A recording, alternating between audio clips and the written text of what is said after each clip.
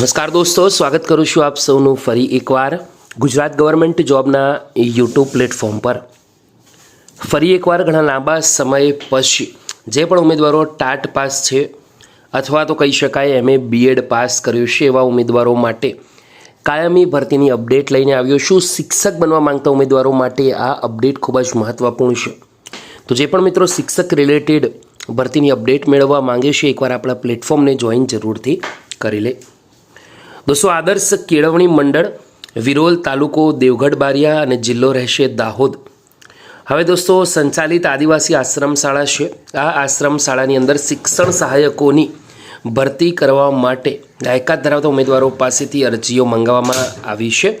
તો લાયકાત ધરાવતા ઉમેદવારોએ દિવસ 15માં નીચે આપેલ સરનામા ઉપર પોતાની અરજી મોકલી દેવાની છે RPED થી। અન્ય માધ્યમથી કરેલી અરજીઓ ધ્યાનમાં રાખવામાં નહીં આવે। તો શિક્ષણ સહાયકની ટોટલ 2 વેકેન્સીઓ છે।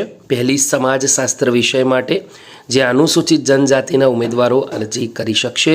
બીજી વેકેન્સી છે હિન્દી સબ્જેક્ટ માટે સામાજિક શૈક્ષણિક પછાત વર્ગ ફક્ત મહિલા ઉમેદવારો માટે, જ્યાં શિક્ષણ સહાયકની વેકેન્સી છે રોસ્ટર ક્રમ નંબર 4 પ્રમાણે। તો બંનેની લાયકાત MA BEd અને ટાટ 2 પાસ હશે। તો નિમણૂક પામેલ ઉમેદવારો આશ્રમ શાળાના સ્થળ પર રહી ફરજ બજાવવાની છે। અધૂરી વિગત અથવા અધૂરા સર્ટિફિકેટવાળી અરજી ધ્યાનમાં લેવામાં નહીં આવે।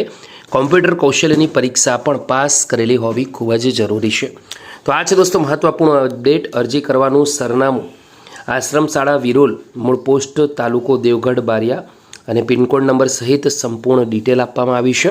એકવાર અરજી જરૂરથી કરજો। તમારા અન્ય મિત્રો જે જરૂરિયાત છે એમના સુધી પણ શેર કરવાનું ભૂલતા નહીં। ફરીવાર મળીશું દોસ્તો, ત્યાં સુધી ગુડ બાય, ટેક કેર, જય।